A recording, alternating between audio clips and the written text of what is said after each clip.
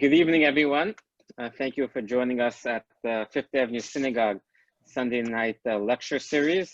Thank God it's turned out to be a wonderful program that keeps our community together despite the current challenges we all face. To introduce this evening's program, I would like to call upon our dear member, Ellen Fowler, former Women's Club chair. She will introduce this evening's speaker, and I have heard that she may know him just a little bit, and she will do the introduction. And of course, Ellen is someone who takes Israel-related matters quite seriously, Holocaust remembrance quite seriously, puts a tremendous amount of effort in these areas, and we commend her for her dedication to the state of Israel and to Holocaust remembrance, and we thank her for her critical work. And without further ado, I'd like to call upon Ellen to introduce her brother, tonight's presenter. Hi, good evening, everybody. I'm delighted to introduce my wonderful brother who will speak about a subject of great importance. Stuart has dedicated most of his adult life to government and law and has always been connected with causes that affect our people. We know that the UN has been extremely harsh regarding Israel, even going as far as questioning its very existence. Stuart will tell you how our organization, AJIRI, chaired by Ambassador Richard Shifter, has dealt with it. Stuart? Okay, well, thank you, Ellen. That's a great introduction. It's clear that there's no sibling rivalry here.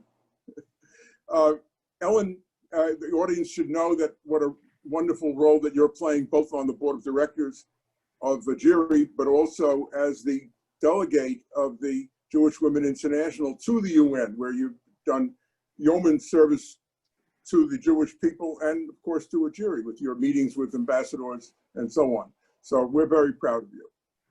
Okay, to begin. It's generally known the UN, as you said, has been dealing unfairly with Israel, but the details are not generally known. So before I turn to what my organization does, I think it would be helpful to give some history. Most of you know the UN was formed in 1945. Its basic purpose was to empower the cause of world peace.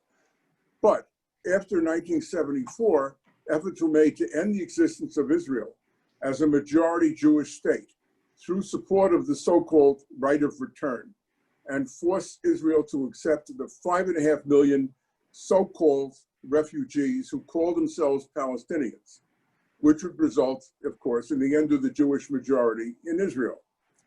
The effort was also aimed to weaken the US position internationally by isolating it and Israel from the rest of the international community. So where did this claim of a right of return of 5.5 million people come from? Well, that claim goes back to 1949, when the Arab states that had, in 1948, attacked the newly created state of Israel had signed armistice agreements with Israel. When those agreements were signed, about 700,000 Arabs who had lived in the territory, which was now the state of Israel, found themselves on the Arab side of the armistice demarcation lines, to which they had fled to stay out of the combat zones. The places to which most of them had fled were immediately adjacent to the state of Israel, including parts of what had been the Mandate of Palestine, the Jordan-occupied West Bank, the Egypt-occupied Gaza area, Jordan, Syria, and Lebanon. But unlike the European refugees of World War II, who were resettled in the countries to which they had fled, the Arab refugees from what had become the state of Israel were not resettled in the communities in which they now lived. Communities whose people were the same ethnicity, spoke the same language, and had the same religion as the refugees.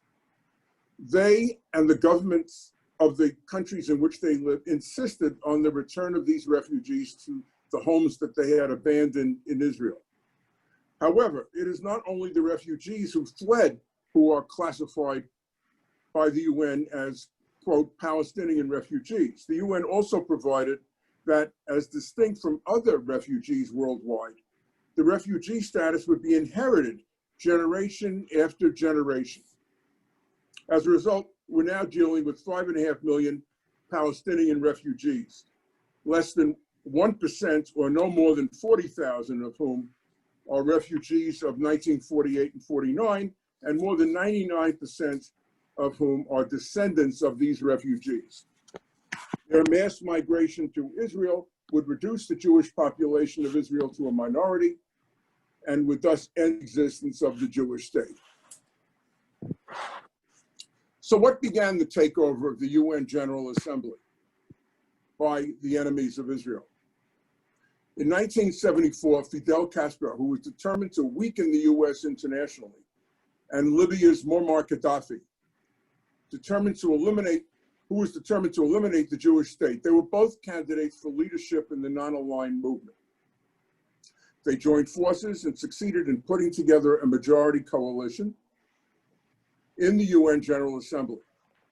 This coalition consisted of the Soviet bloc, the Organization of Islamic Cooperation, and a majority of African states that were attracted by slogans of anti-colonialism and Zionism and is racist. Neither goal was achieved, but the UN support of the right of return is to this day a major obstacle to the conclusion of a meaningful peace agreement between Israel and the Palestinians. Further, the penetration of the UN Secretariat by anti-Israel operatives has had the effect of installing anti-Israel sentiments into a large part of the UN staff.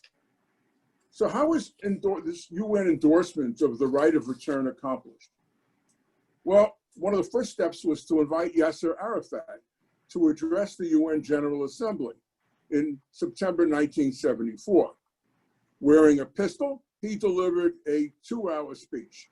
A few weeks later, the General Assembly adopted Resolution 3236, in which it recognized the, quote, inalienable right of the Palestinians to return to their homes and property from which they had been displaced and uprooted, quote.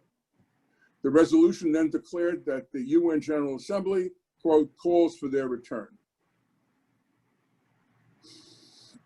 So in 1975, the General Assembly took a critically important step. It created the UN Central Anti-Israel Apparatus, which operates to this very day by establishing the Committee on the Inalienable Rights of the Palestinian People. I'll call it the committee from now on. Its work in getting the anti-Israel message out was undertaken initially by the staff with Cuban staff members in the lead. Now they're Palestinians. 2 years later, the organizers requested the Secretary General to establish within the Secretariat, a special unit on Palestinian rights, which would prepare studies and publications relating to the inalienable rights of the Palestinian people. It annually holds 4 major conferences around the world to bash Israel. In 1979, its name was changed to the Division for Palestinian Rights, on the same organization line as of the Secretariat, and this is really amazing, as the Americas and Europe Division, the 2 African divisions, the Asia and Pacific Division, and the West Asia and Middle East Division. And then you got this Palestinian Division. Its statement of purpose is to support the right of return. The Division of Palestinian Rights has 15 people on the payroll with the task of spreading the anti-Israel message. So thus, in violation of its charter, the UN has built within its system an apparatus designed to destroy one of the 193 member states. Now, you've all heard of UNRWA, an agency of the UN one of whose purposes is to maintain a list of millions of people of Arab ethnicity whose mass migration to Israel the UN plans to sponsor. The committee gets the message out in support of this mass migration, and the division uses the UN system to win international support of the cause which would destroy the state of Israel. The goal is to get the UN Security Council to sponsor the mass migration, ordering Israel to accept them. But a US veto, of course, can prevent this.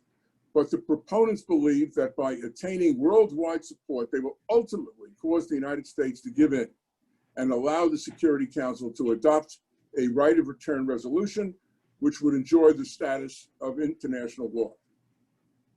And Think about it. How can one expect a Palestinian leader to give up the right of return, even if the leader wanted to, if year after year the UN endorses it? This is not known by most heads of state, and therefore it's up to the US to get this message out. And of course, you're all aware that in the schools, the Palestinian children are taught there is no Israel, and they're all going to go back to their homes. I think some of the elderly people carry their keys around their neck. So it's very, very difficult to think of any change. So what then can be done to minimize the harm? My organization, AJIRI, was founded in 2005 with a strategy to combat the UN effort to delegitimize Israel. First, by reducing the need for the US to veto anti-Israel resolutions in the Security Council, and over a longer period to reduce the about 20 annual overwhelmingly anti-Israel resolutions in the General Assembly. Most of these resolutions are merely declarative and do not have any adverse operational consequences. They're just hot air. But 2 resolutions have real consequences, and thus are damaging to Israel. Before getting to those 2 annual destructive General Assembly resolutions, I'm going to turn to the Security Council, where the resolutions have the force of international law. For years, the US, as a permanent member of the Security Council, exercised its veto to protect Israel. For example, between 1972 and 2006, the US cast 41 vetoes in the Security Council. This had the effect of making the US and Israel pariah nations against the will of the international community. But what if an American administration refused to veto an anti-Israel resolution? Well, we saw that happen at the end of 2016. This leads us to AJIRI. AJIRI's strategy was devised, as Ellen said, by former Deputy Ambassador to the UN, Richard Shifter, who is currently the chairman of AJIRI. It is, and has been since its inception. It is predicated on the little-known fact that quite a few countries' UN ambassadors vote without consulting their heads of government. Decisions are made by their UN ambassadors, or in some cases, foreign ministries. It is easier and more rewarding, I use that word advisedly, for the UN ambassadors of countries with no dog in the fight to go along to get along. We also knew that for a Security Council resolution to pass, thereby forcing the US to veto it, it needed 9 affirmative votes out of the 15 members. There are 5 permanent and 10 non-permanent members representing regions and rotating for 2-year terms. So when an anti-Israel resolution is proposed in the Security Council, Israel can generally count on the votes of the United States, the United Kingdom, and France, and the 2 non-permanent EU members for a total of 5. This means that the proponents of the resolution need 9 of the remaining 10 members to vote in favor of the resolution and force a veto. But we only need 2 abstentions, not even no votes, to prevent the necessary 9 votes, yes votes. And as a practical matter, since votes are solicited and counted ahead of time, the resolution would be tabled and no vote would be held. So the questions we faced were how to identify and persuade the 2 members we needed to abstain. First, we divided the total UN membership into 4 parts. Friends of Israel and the US. Second, enemies of Israel, such as the 57 members of the Organization of Islamic Cooperation, sure to vote for anti-Israel resolutions. Members that vote against the US and Israel for purely geopolitical reasons, such as Russia, China, Cuba, Venezuela, Ecuador, and members that are essentially neutral in that they have no major foreign policy differences with the US, but vote along with the majority against Israel. Generally, in those countries where the heads of state pay no attention to the votes of their UN ambassador. Importantly, we examined the members of the latter group and identified those countries that receive US foreign aid. Second, in 2006, Ambassador Shifter and I met with two then House of Representative whips, Maryland Democrat Steny Hoyer and Missouri Republican then Congressman, now Senator Roy Blunt, both staunchly pro-Israel. We outlined our analysis and suggested that they identify and give their blessing to members who are likely to play a role, especially those on the Foreign Relations Committee, which oversees the foreign aid budget. They agreed and brought to the meeting a number of like-minded members who would agree to adopt a country, starting with those newly elected to the Security Council. The plan was that AJIRI would do the research, in part by examining the State Department's annual voting coincidence report, which tracks the votes of all UN members on the 25 annual resolutions the State Department deemed important, and then compares their votes with how the US voted. AJIRI would then draft a letter addressed to the head of state of the individual country, which would be signed by the congressman who adopted that country. The letter would start by reciting the friendship between our countries and the absence of major foreign policy differences. It would go on to point out that the country had, let's say, for over the last 3 years, voted, for example, 67% of the time against the way the US voted, and concluded by urging the head of state to request the country's UN ambassador to alert him or her the next time the ambassador learned that the US intended to vote against the resolution. We always wrote about votes against the US, not Israel, as the resolution often involved Israel anyway. The congressman would then invite to his office the country's bilateral ambassador in Washington,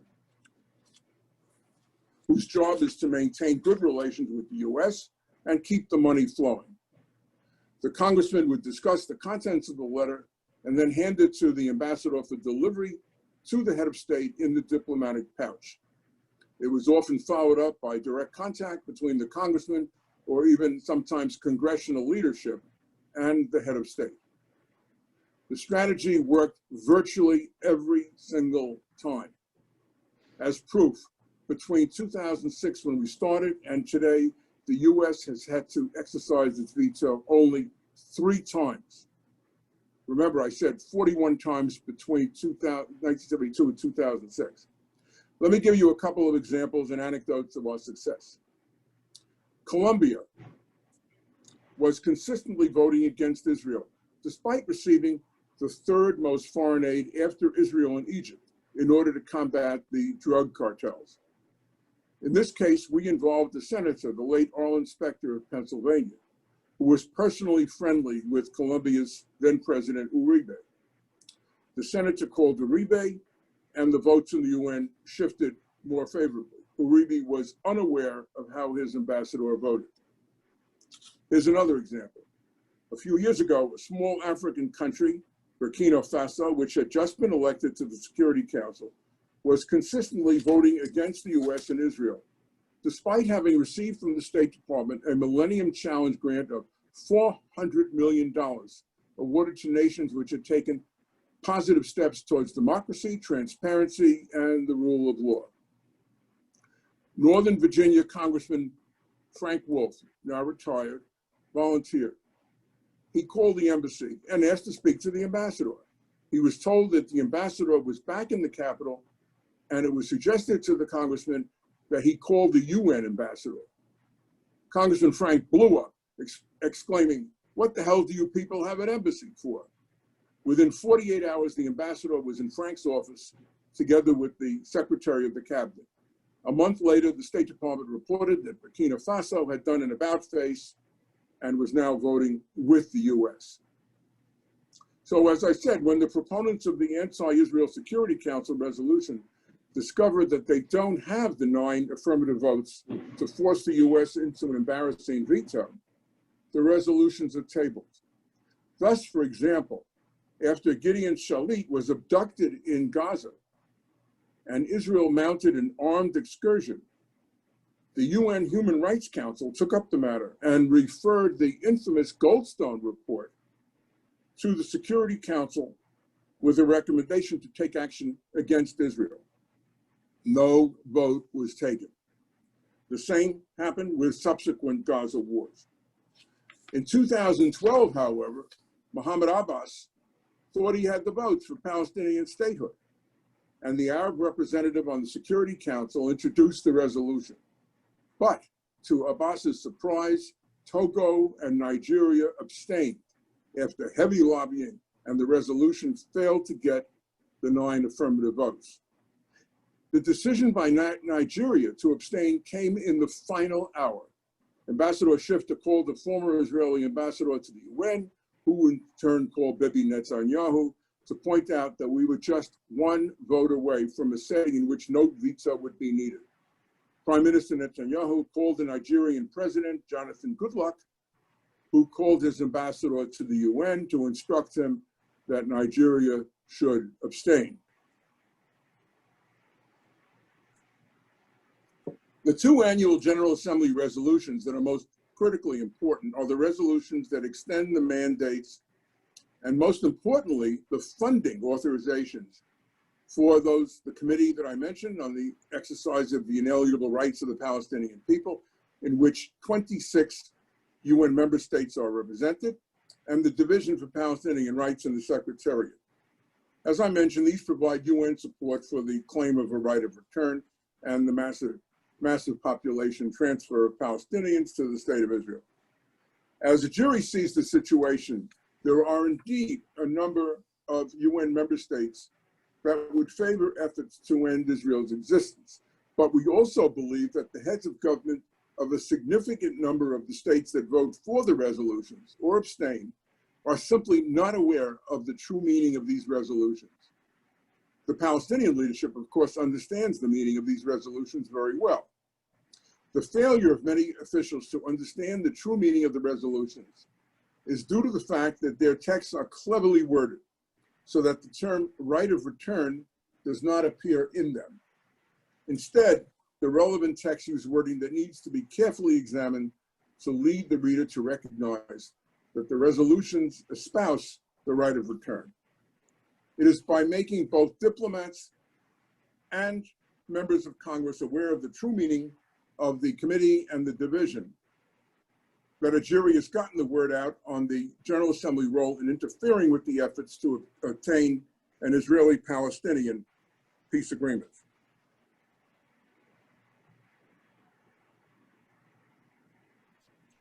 The committee and the division were once again adopted by the UN General Assembly on December 3, 2019. But there were a number of very, very favorable developments. We believe that the AJIRI effort played a role in important vote changes brought about through the intercession of members of Congress with presidents and prime ministers directly. For years, the United States and Israel have joined in voting no votes on the funding of these resolutions. They were joined only by Australia, Canada, a few Pacific Island states, and from 2018, Hungary. A few years ago, congressional intercession helped by AJIRI paid off by adding Guatemala and Honduras to the no votes. But the big change was in the EU votes on the division resolution led by Germany. For many years, the voting pattern of the 28 member states on the resolution endorsing the Division for Palestinian Rights had been yes 2, Cyprus and Malta, no 0, abstain 26. In 2019, we saw a truly striking change. Yes 2, no 12, abstain 14 rather. Hungary switched from abstain to no in 2018, but Hungary was no longer alone in 2019. It was joined by 11 other EU member states. We believe that Germany played a key role in this change in voting pattern. With the help of AJIRI, Congressman Steny Hoyer, now majority leader of the House, sent a letter to the foreign minister of Germany. We believe that letter positively influenced the vote of not only Germany, but 10 other EU members: Austria, Bulgaria, Czech Republic, Denmark, Estonia, Greece, Lithuania, Netherlands, Romania, and Slovakia. It should be possible to pick up additional European votes in 2020, including the UK and perhaps 9 more: Albania, Croatia, Latvia, Montenegro, North Macedonia, Moldova, Poland, and the Ukraine. Turning to Latin America, in 2017, Guatemala was the first country to cross over to vote no on these resolutions. In 2018, it was Honduras. And in 2019, Brazil and Colombia made it 4. Now, heads of governments do not normally spend time focusing on UN resolutions. It's necessary to call their attention to the fact that certain UN resolutions contravene the basic policies of their respective governments. So the challenge for 2020 is to identify those states that can join the foregoing 4, Uruguay and Bolivia, offer real opportunities for change. Now, in the Caribbean, you have 14 states. They're divided equally between those that vote yes and those that are absent. Absent, not abstain. Absent were Bahamas, Barbados, Dominica, Grenada, Haiti, St. Kitts, and Trinidad and Tobago. An abstain vote means that a state casting that vote makes it clear that it is not for the resolution, but does not feel strongly enough to vote no. On the other hand, an absence may in some cases mean that the delegation in question does not have an officer available to be present at the General Assembly session. In many cases, however, it means something quite different, namely that the state is not for the resolution, but wants to obscure that fact. Ambassador Shifter tells the story that at the beginning of a session of the UN Human Rights Commission, at which he represented the United States, an ambassador from one of the smaller countries came up to him and said the following, quote, "I have been instructed to tell you that anytime you don't want me to be in the room, tell me that, and I won't be in the room." Africa. This is how the UN works, right, Ellen? There are 54 states in the UN's Africa group. They can be divided between the 10 North African states, all of which are members of the Arab League, and the 44 states in sub-Saharan Africa. AJIRI's attention obviously focuses on sub-Saharan Africa. Here we can note a significant change between voting patterns on the Division for Palestinian Rights in 2018 and 19. In 2018, 28 states voted yes, 6 abstained, 10 absent. In 2019, 21 states voted yes, 7 abstained, and 16 were absent. Significantly, only a minority of the 14 sub-Saharan African states voted for the division. That too was the first time. So summing up, as you may know, as I said, the UN has 193 members. That means that a bare majority of the membership would be 97.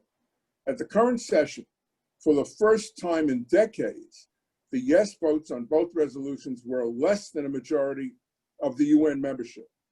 That, of course, does not mean that the resolutions were defeated, because the no votes were still quite low.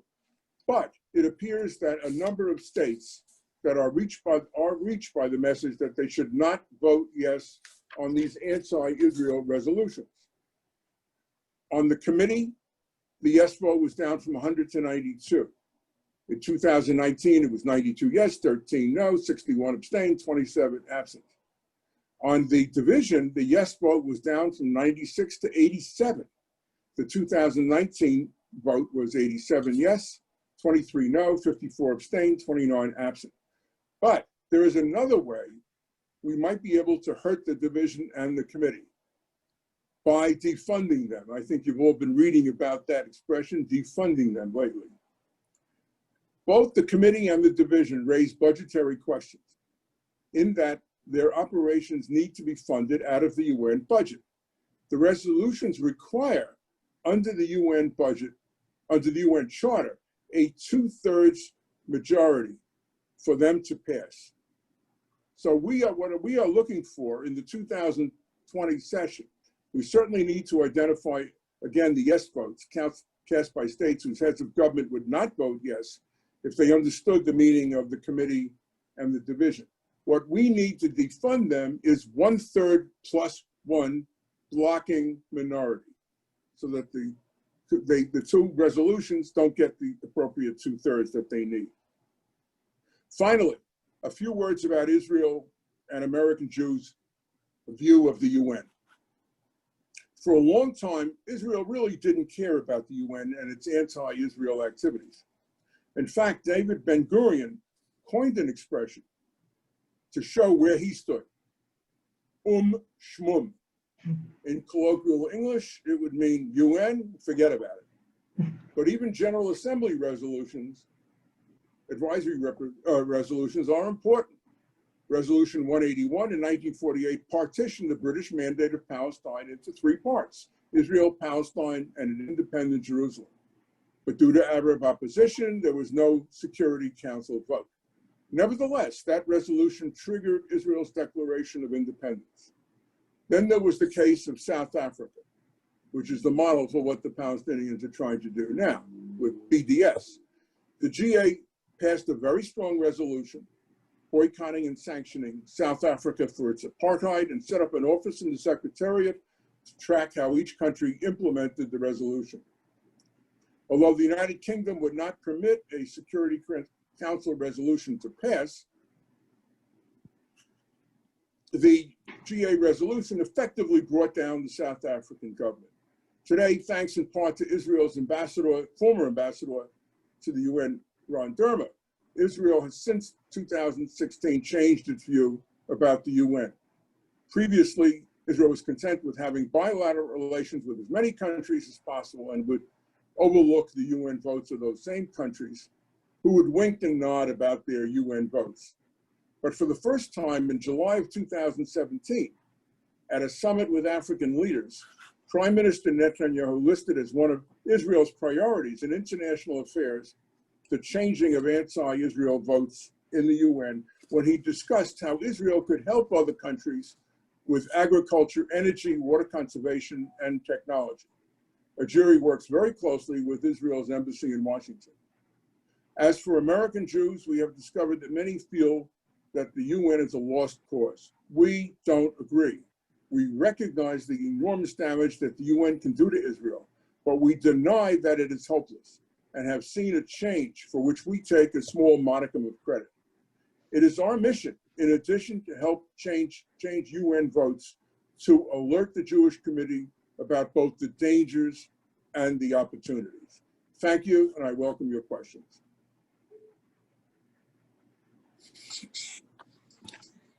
Okay, wonderful, Stuart. Thank you so very much. I want to begin by thanking Ellen for a beautiful introduction of her brother, as well as for the work that you've done for so many years on behalf of Fifth Avenue through the Women's Club and otherwise, and your work for the larger Jewish community.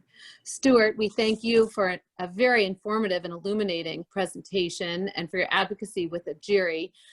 It would be easy, I think, to simply make some disparaging comments about the U.S. attitude, the UN's attitude towards Israel, and then simply turn a blind eye. But I think you've really shown us why we must continue to be vigilant about anti-Israel and certainly anti-Semitic undercurrents there. It's also so very good to hear that it's not considered a lost cause. With that, let me just take a brief moment to talk about the mechanics of this section of the program. For those who have not participated in our Zooms before, this is an opportunity to ask questions of our speaker, and you can submit your questions either through the Q&A function or the chat function, which you'll see at the top and the bottom of your screen. Once you've submitted a question, I'm happy to pass it on to Stuart. And let's go ahead and look. I think that some questions have already been submitted, and we'll go ahead and start with those. And then I have some others that have been asked of me in order for me to share tonight. So the first question that's been submitted is from Stephen Gell, and it says, how did the Cubans continually round up so many votes versus the US? Well, that's a really good question, Steve. I think you go back and think about this. The Cubans are the masters of the UN. Their ambassadors and other officials are there forever. It's not like the United States where you might have an ambassador for a few years. So they are experts on the mechanics and the rules and regulations of the UN. So that's the first thing. Secondly, I would suppose that Castro has a major influence over certain left-wing countries in Latin America. And then third was, as I had alluded to, they were one of the co-leaders of the non-aligned movement. And for a long time, there were an awful lot of countries that associated with it and took their instructions from Cuba. I hope that answers your question. Okay, terrific. We have another question, Stuart, from Leonard Ween. Forgive me, Leonard, if I'm mispronouncing your last name. And the question is, do you need more American legislators to help with this effort?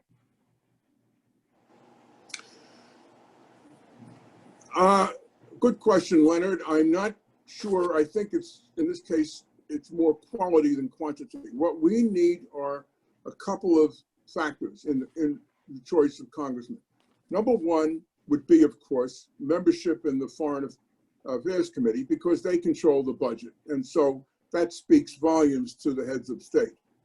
The second would be a congressman who has an interest in foreign policy and will take the time to call in an ambassador or follow it up with calling or having a meeting with the head of state. They come to, many of them come to the UN every September, and there are other opportunities to meet with them. Some are delegates to the EU Parliament, and so, but it requires someone who has an interest.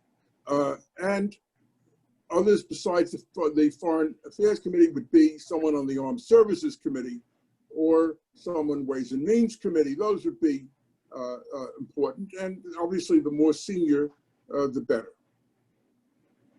Okay, but overall, resolutions supporting Israel in the UN are vital, and the more you get, the more overwhelming that majority is, the stronger the message that it sends out to the world, that the U.S. is undivided in its support of Israel in general and specifically in the UN. Mm-hmm. Very good. A question has come in from Stephen Cohen asking, what do you think the impact of the peace treaty with the UAE will have? What will the impact of the peace treaty be? Well, that's a good and relevant question. You saw that the Palestinian reaction was so negative. In fact, there even resulted in the momentary unification of the positions of Hamas, Jihad, and the Palestinian Authority, all in opposition, and of course Iran. However, here is the question. Here is the real question behind it. So there's two possibilities. If you're an optimist, you say, well, the Palestinians should be getting the message that they can no longer hold other Arab countries hostage. The other Arab countries don't care as much about them. It's not a big issue. All the polls show that it's not even in the top 10 for most of the Palestinians, particularly on the young, not Palestinians, particularly on the young Arabs, those that don't remember the 1967 war. So, you know, if you're an optimist, you say, oh, they should recognize they're losing their support, and maybe they should grab as good a deal as they can possibly get, take in that $50 billion that was promised to them, and regret the fact that they turned down practically 100% of the land that was offered to them back in 2000, 2001, and 2008. That's the optimist view. But I don't support that optimism, unfortunately. And I look at the fact, I look at the details of the right of return and the consequences. There's a book that recently came out called The War of Return, written by Adi Schwartz and Enid Wolf. Many of you, I'm going to hold it up. Many of you had, this is a picture of the cover. Many of you have heard of it, or they've been giving lectures on Zoom, the American Jewish Committee and other organizations. Their proposition is that that the right of return is embedded in the in the goals of the Palestinians. They have no interest in living side by side with a Jewish state, and they're willing to wait hundreds of years if necessary. They look back at the Ottoman Empire, at the Crusaders, and how long it took to get rid of them. You need to understand that the refugees are a political issue. And it's really proof that the Palestinians don't want to accept a two-state solution. Think about this. They teach this in the schools. They're constantly pounding away that each of the 5.5 million refugees has a personal right to decide whether or not to go back to Israel. Therefore, how can the Palestinian Authority give up this personal right? Not going to happen, at least in my view. I hope that answers the question. Okay. So Stuart, another question. Sometimes a regular citizen or even a sophisticated advocate has a sense that there is a problem, but you don't really understand that person may not really understand what to do about it. Gloria Niemark is asking, as lay leaders, how can we help your organization in bringing more pressure within the United Nations to reach your goals? Good question, and I have a few suggestions. First of all, as I said, one of the two pillars of AJIRI is not only, the first one is to change the votes in the UN, but the other one is to educate the Jewish community about the UN, that is, it's not hopeless, there are things that can be done, and we're doing it. That's very, very important. That's one thing. Secondly, they could contact their congressmen or senators and tell them they have an interest. Ambassador Shifter, myself, and others in the leadership are more than happy to, and have in the past, had numerous meetings with elected officials. And if these elected officials know that their constituents are very interested in this topic, then it would help us on future votes. We may get them to adopt a country. That is extremely important. And some of these congressmen have particular relationships with particular countries, especially in the Caribbean and Latin America, which could be very, very helpful. Then there is also the relationship between Americans, and perhaps they have overseas, overseas family or friends that they could contact and get to heads of state of these other countries that way. Then two more points. One is that, of course, I urge you all to look at our website, ajiri.us, and you'll learn all about us. You'll see the board of directors. You'll recognize many of the names. And of course, if you are interested, you'll touch the button that says donate and be as generous as you can. And finally, I'm going to disclose something that you don't know. This past week, the board of AJIRI voted to approve an affiliation agreement with B'nai B'rith, which means that AJIRI will, as soon as it's formalized by B'nai B'rith, will become a committee of B'nai B'rith, which means for AJIRI some very, very good things. It'll mean that B'nai B'rith has a tremendous number of offices around the world and contacts with all kinds of leaders and so on. And it has thousands upon thousands of members around the world, which would obviously add to the people we would be able to reach. So it's a wonderful thing that will be happening within, I think, the next 30 days. Oh, that sounds incredibly significant. Mazel tov. That sounds like it could be a very, very positive move forwards. You know, with that in Dan mind, Mariachin is listening. I don't know if he's on the call. He said he would try. Well, we would acknowledge him. Okay. Well, Stuart, a little non sequitur, but since you just mentioned that, I will tell you that someone wrote in on the chat that they're listening from Australia. So you do have listeners far and wide, Rabbi Sanford Shudnow.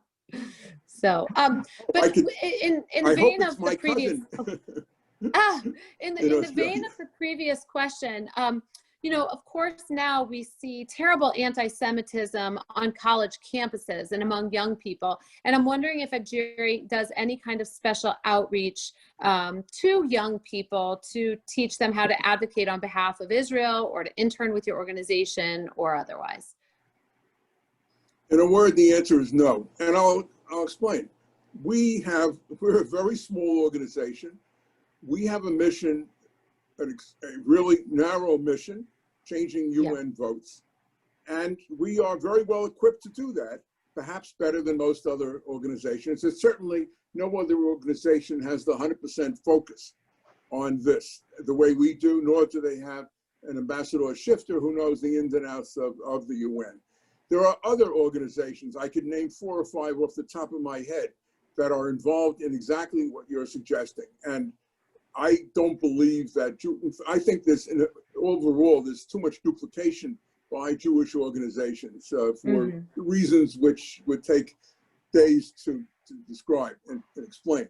But suffice it to say that there are good organizations out there, Hillel, American Jewish Committee, and AIPAC, and others that are doing it, and hopefully, I believe they are making some progress in educating the young people, and especially with this danger of intersectionality, that they should stand up for the Jewish people and for Israel. That without Israel is inextricably intertwined with Judaism, and they need to be aware of that.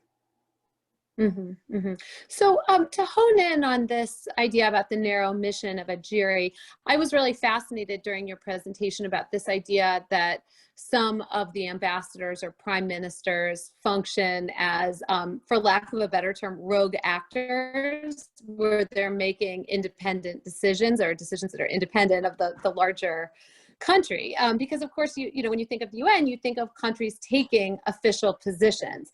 But I am curious if you have any anecdotes or stories about situations where Israel or American advocates for Israel were able to work around official positions based on some of these individual relationships, where you were able to sway a person and then it became significant in the bigger picture.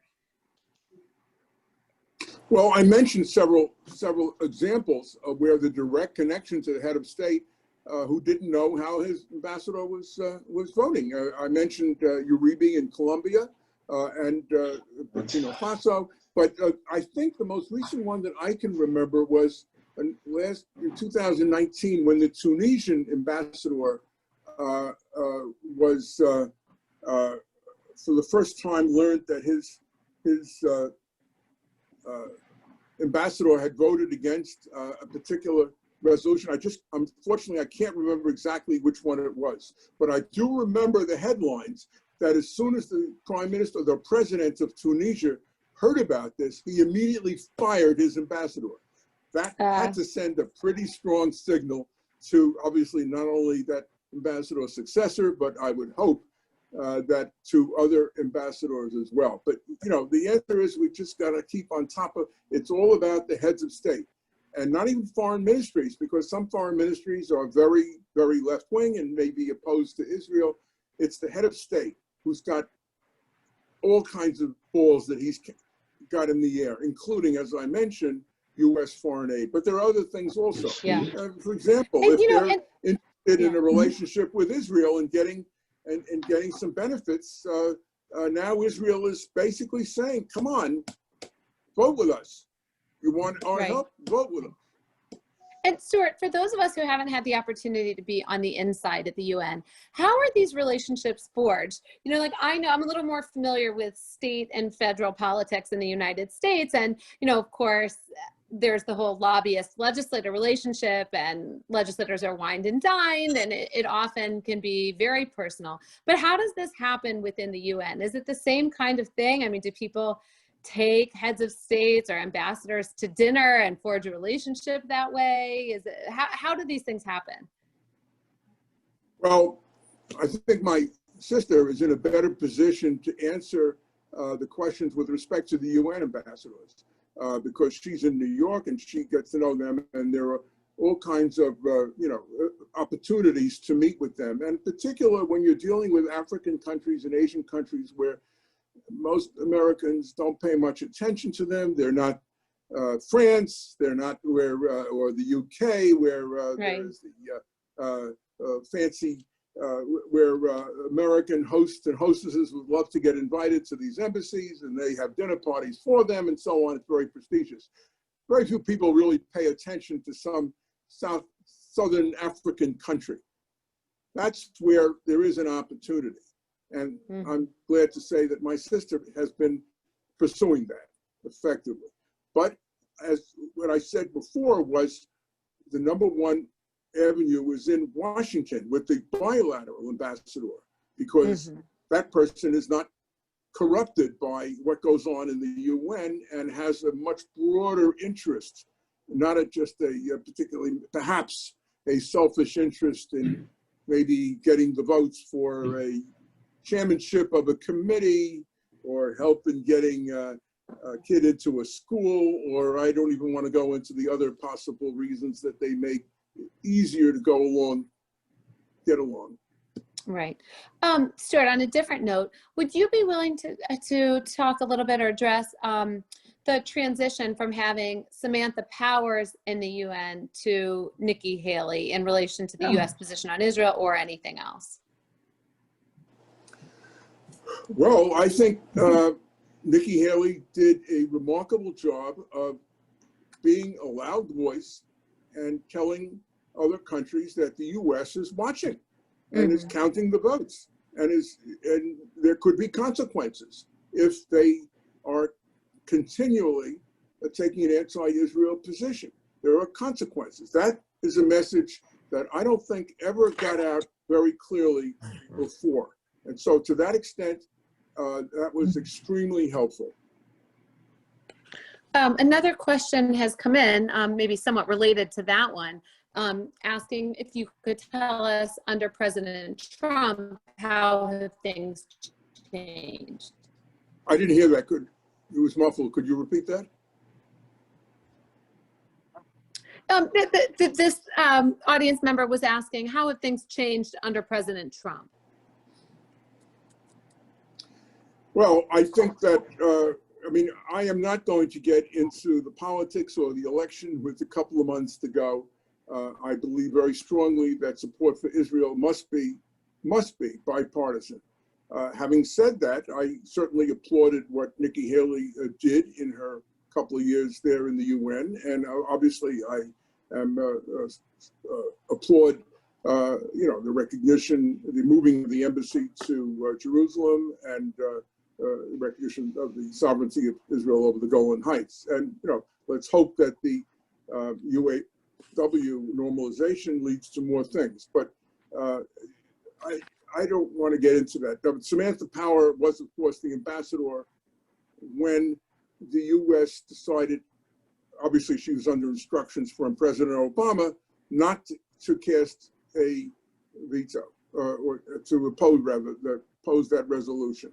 And so that was very damaging to Israel. So I hopefully that doesn't happen again. Right.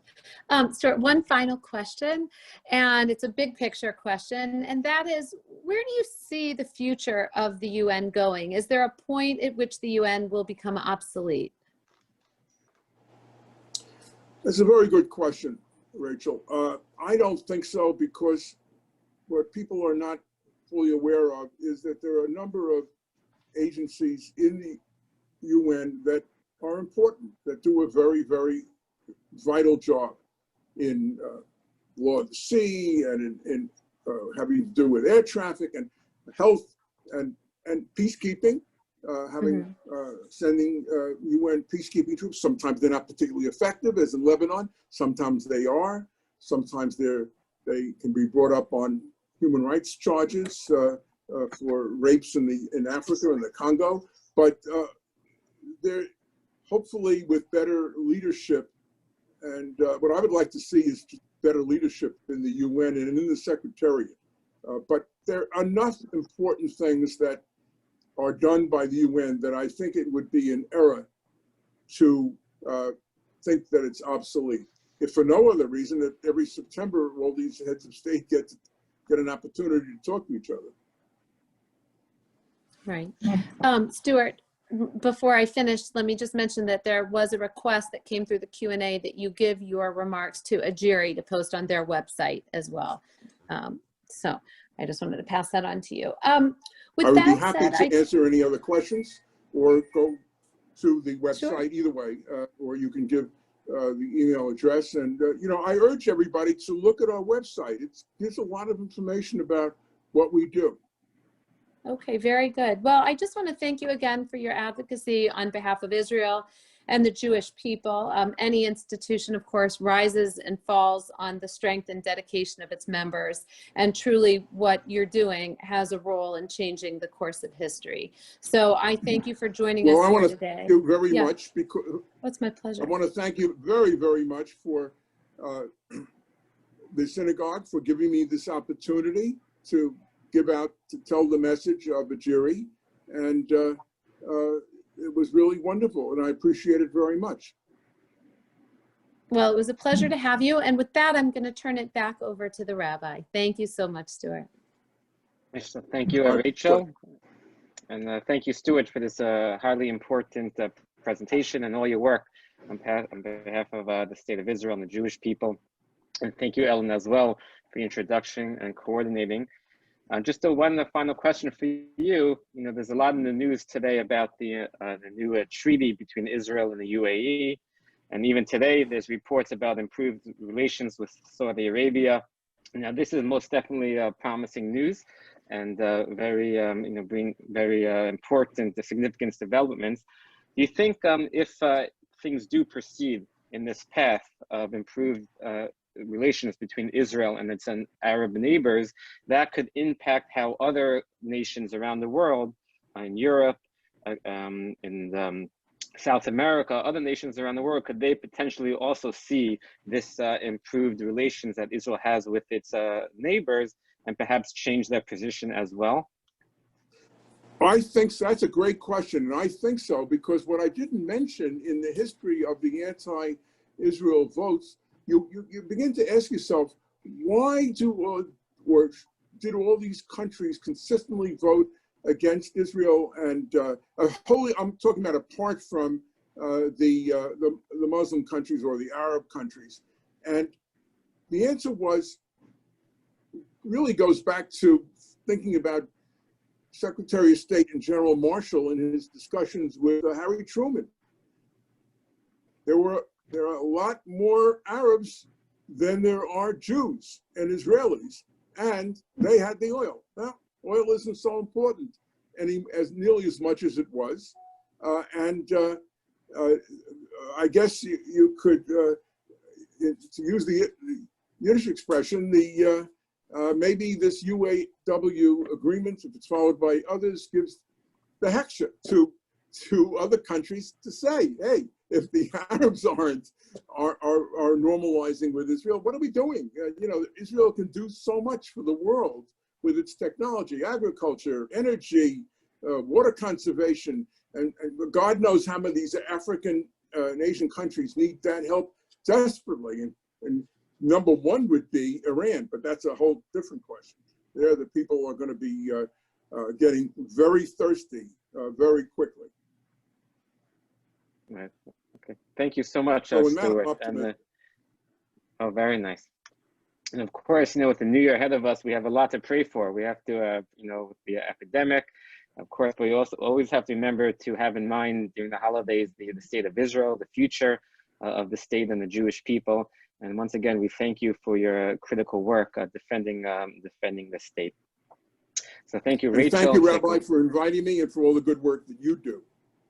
Okay, thank you. And thank you all for joining us this evening. Everyone should have a wonderful week, a safe week, a productive week, and we look forward to seeing you next Sunday night as well. Good evening, everyone. Good evening. Good evening. Good night. Thank you for joining us. Good night. Let me shut down.